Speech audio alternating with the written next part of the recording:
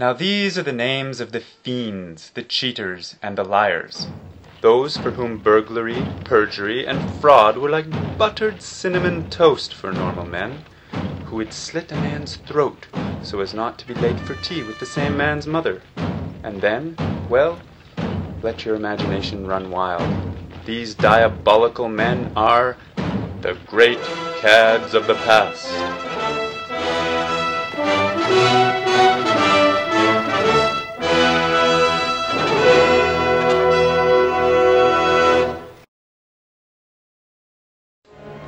Judea, 69 AD. The revolt of the Jews against the rule of Rome is ferociously crushed.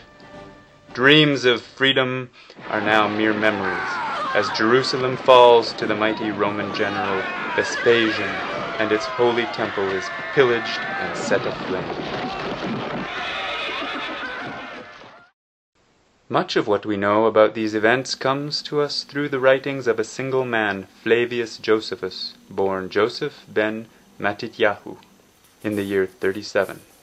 Josephus served as a commander of the Judean forces, and was a man most spurious of character.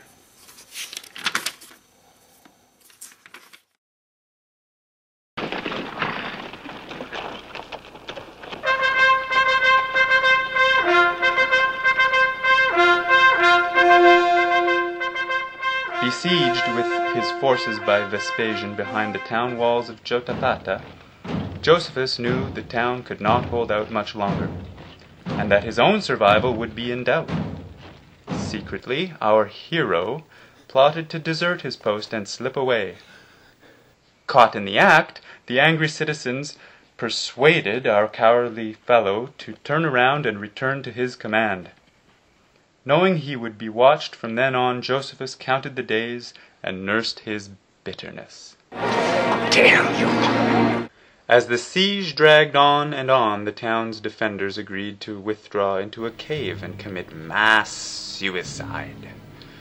Josephus convinced the crowd to draw lots.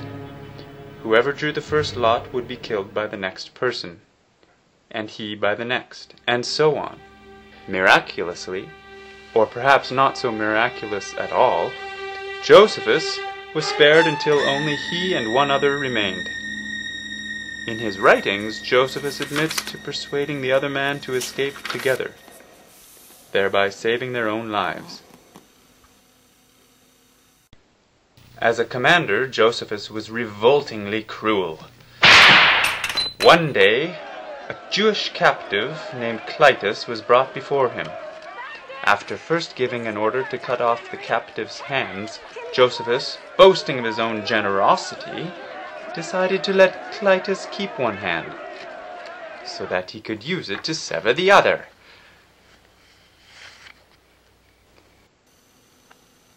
Although Flavius Josephus commanded the Jewish forces, we shouldn't be surprised that his most famous work, The Jewish War, is overwhelmingly pro-Roman.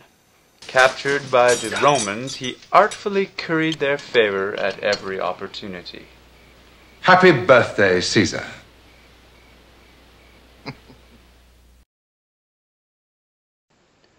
Brought before the general Vespasian, Josephus prophesied that Vespasian would one day become emperor. This did indeed come to pass, and Josephus spent the rest of his life where his bread was buttered, in Rome.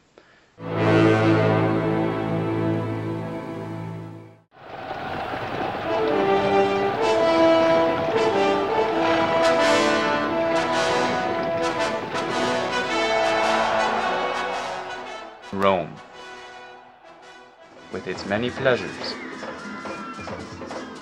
exotic fountain dancers,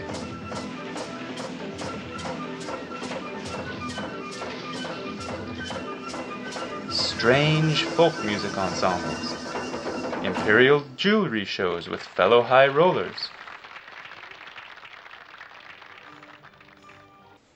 well-oiled golden boys in male-only bathhouses, and ancient precursors of the Wheel of Fortune game show. Oh yes, and writing defenses of his own traitorous, inglorious, servile conduct. Vespasian's monkey.